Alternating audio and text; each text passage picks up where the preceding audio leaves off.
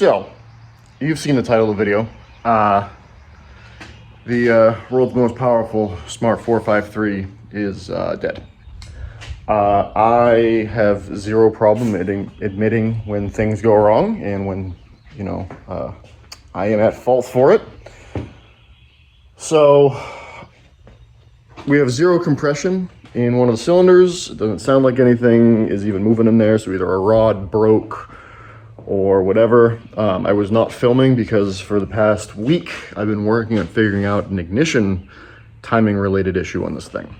And I thought I had it figured out, and I started doing pulls, and the car's having a hard time making power. I was like, that's weird. I was running the exact same tune as the car had in it before, so nothing different.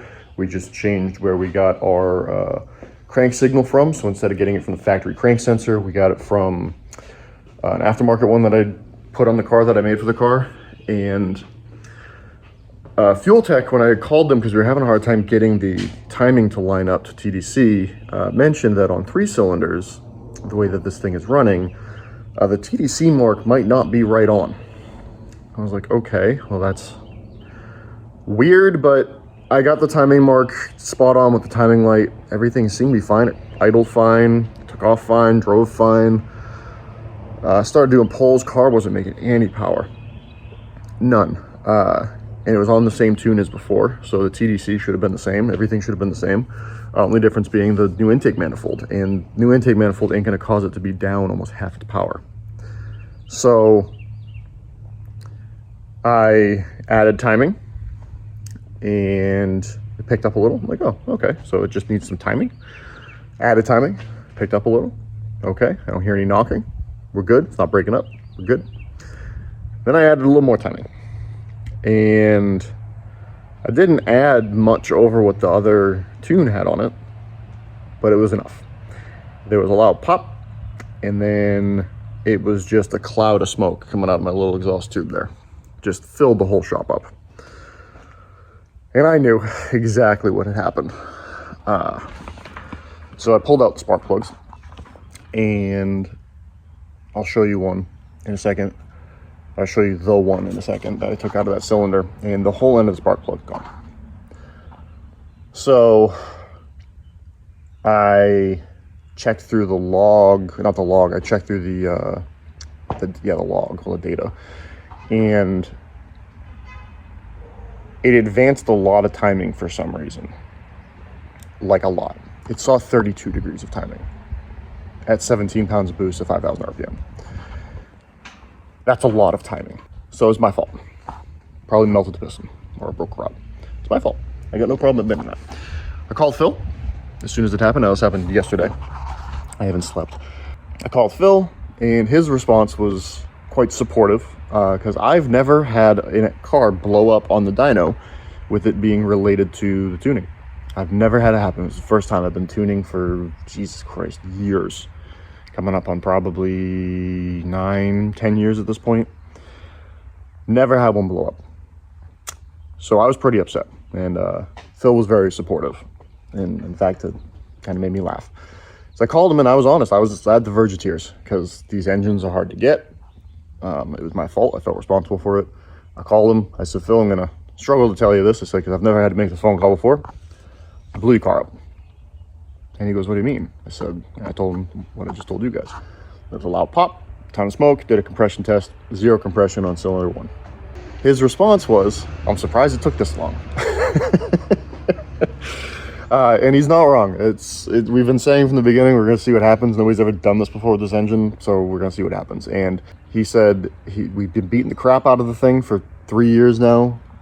It's made way 4 times factory horsepower, and he's genuinely surprised it took this long for it to finally give out. So it's dead. Phil's going to be coming by this afternoon. You'll see him in this video. So we can go over some stuff, come up with options. Replacing the engine with another one of these engines is pretty much out of the question. The lowest mileage one I could find in the country had 85,000 miles on it. Used engines, you never know what you're gonna get, which means we probably wouldn't be able to run anywhere near the numbers we had out of this one because this engine was just freakishly healthy for some reason. I said we weren't gonna do it, but we're gonna do an engine swap. but we're not gonna do an engine swap like everybody else. This is my idea. We're gonna run it by Phil more later on, but this is where I'm at right now. So let me turn the camera around. Talk about the engine. That's the spark plug in question. And then, oh, it's cylinder 3, that has no compression. That is the actual compression when I crank thing over. That's it. So, anyway, the idea that I have, that I think Phil's on board with so far, is that's gonna go in it.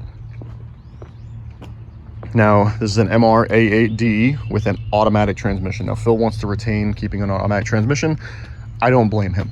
Converting that smart to manual would be an absolute pain in the ass. So, this is what we're gonna do. But that's so big, it's not gonna fit. I actually measured it. So, from the side of the accessories plus 1/2 inch to the transmission mount, right, is, I think, 52 inches or something. I've written down somewhere. Anyway, that's measurement A. Now, you'll notice the transmission sticks out a little past that. We'll deal with that in a second. So I measured that. Now that is the exact width of the engine bay of this. Okay. So from that piece of sheet metal to that piece of sheet metal, it's exactly the same. So obviously we'll have to do a little trimming. Obviously. Okay, so we have that. Now, depth, so this way. It is essentially the same depth plus like 3 inches. Now, we can't cut a whole lot of the smart car moving forward because there's a gas tank there. We want to retain the factory tank. We want to retain as much factory as we can. Factory power steering, all that stuff's factory. So, to get around that, because obviously the engine's actually going to be in, you know, like this, you know, that's the front of the car, that's in the back. To get around that, we're going to tilt this thing about 15 degrees, which is about the most you can do based off of the math I've done related to the transmission. Engine, we could probably go 20, 25, no problem. Transmission, obviously the pickup's towards the front. You only have like 4 quarts in there. We don't want to aerate it because it will just kill the transmission immediately. So we can tilt it back 15 degrees. If we tilt it back 15 degrees and we have the differential where the factory differential is in this car, which is about right here, tilt it back, and we remove this plastic, the engine will fit. Exhaust stuff will be dealt with. It'll be tight, but I'll be able to do it. But it should fit. We might have to do a little trimming of this sheet metal, just a little bit, to try to scoot it as far forward as we can to make room for exhaust. But it's gonna fit. Now, obviously the issue is height. That engine is at like a 30-degree tilt in there. So like kind of like a street bike engine would be mounted, or one of those dirt track cars, how they mount their engines like diagonal. So the height obviously here, if we go back, isn't gonna drop enough to fit in there. So it's gonna stick out.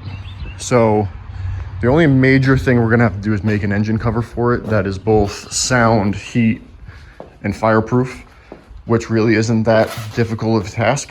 I mean, the factory engine cover, which does all 3, is just a piece of stamped steel. So that is my plan.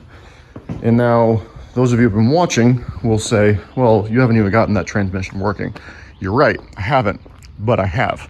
So I've been trying to make my own custom controller for it, and then my dumbass was like, you know, they use the fuel text to run the automatic transmissions, the Chevy transmissions all the time.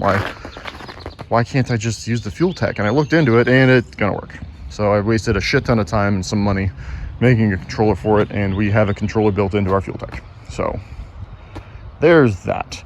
So now that this thing is kaput, I'm gonna push it outside.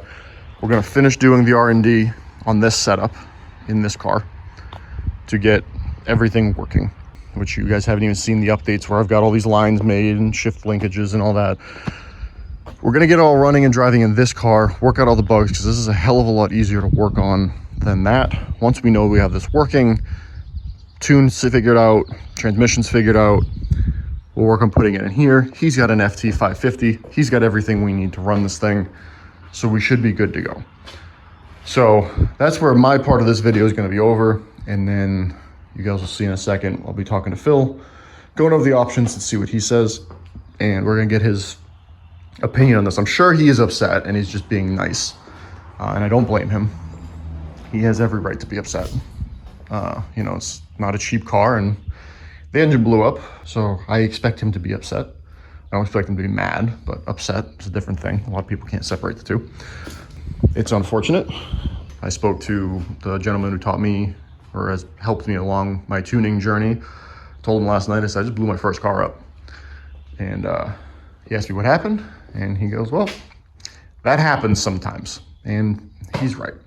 So better it happened on a friend's car who has multiple vehicles than on a customer's car who, you know, if it's their only car.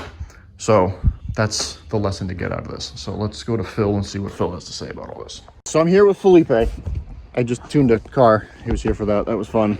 Gasoline sucks these days. So, Phil, what are your thoughts on the smart car exploding? I'm going to fucking kill you. Well, demonetized. Okay.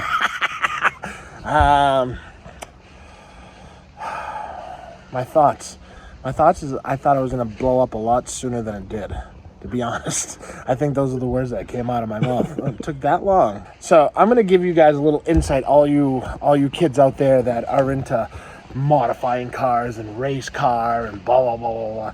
When you test the limits of something that's never been tested before, you're sailing a ship on uncharted waters. No, I'm serious, but it's the truth. I mean, like, it's the truth. A lot of people get pissed because their car blows up or whatever. Once you get into this life, when things break. Things are gonna break. Shit's gonna happen.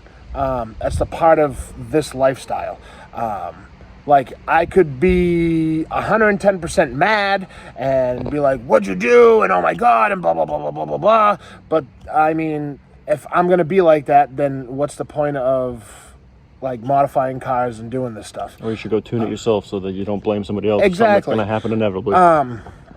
Like, with the smart car, we learned a lot. We did a lot. We figured a lot of stuff out. But at the end of the day, there's no other person out there that would give us the information we needed for what we did. And, like, what Matt did was insane for a car that we had zero, like... There's nothing out there for that. 80% of that car was built on guesses. It really was. Like, 80% of that car was built on guesses. And, like, we got as far as we did. A car that started its life out with 60 horsepower ended its life at 212. That's a significant increase. 3x. So the plan from here, which I mentioned in the previous clip you guys watched of me that I was going to mention to Phil, is I am going to get the automatic transmission and engine running in the race car for that testing that I was going to do. Once I get that tested and tuned, we're going to put that in the smart car. Yeah. I measured, it should fit. We're once again guessing. Exactly. It's all educated guesses. Like, you don't know, like, but it's just like, with all you guys out there with these Nissan Jukes, with these Sentras, with these Hondas, with these K motors, with these single jingles, all the dual head cam motors, all that stuff, you guys are lucky because you guys get a lot of trial and error on YouTube. You guys, whatever you want done to that car, you can YouTube it and you can look it up. I don't know that Juke and Sentra people can do that. Well, I mean, but they got you know what I mean? Like, you have a lot of informative stuff on there. We had to learn all this stuff. You know, like, if somebody wants to do what we did to that smart car, they got to learn. They have to legitimately, like, it got to the point where he's the brains. I'm an idiot. You know what I mean? Like, he's intelligent up here. And he would call me and ask me and be like, so I was thinking about I'm like, let's go. What are we going to do? Like, what are we going to do? Sit here and just guess and be like, oh, the worst thing that's going to happen is it blows up. Yeah, it blows up. You know, we're just going to take the easier route now because it's just, you know, it was fun. We figured out what that car can do. What that motor can do. There's probably somebody out there, hopefully there's somebody out there that's been inspired by this, that wants to take it to the next level. But I think that we're ending a chapter and we're gonna start a new one. We've hit a hard limit. Oh yeah, we've hit like honestly, we hit a hard limit we shouldn't even have hit because we shouldn't even have gone this far, but we did anyways. So, you know, that's that. So I'm still gonna kill you though. okay, well, any thoughts on what was just said over there? I like it. I just tuned I his like car. Like All right.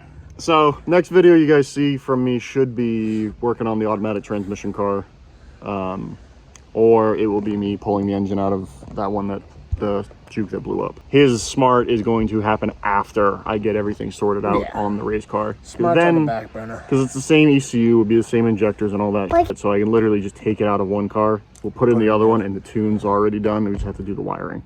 So, because he has the same ECU and everything will be the same. The only thing that'll be different is the gear ratios, because the diameter of the wheels in the smart car are tiny. But 15-inch wheels. we're gonna have to use overdrive to get a 1-to-1 ratio with that transmission in your car. whatever we gotta do. All right, that's that. Bye guys. and subscribe, guys.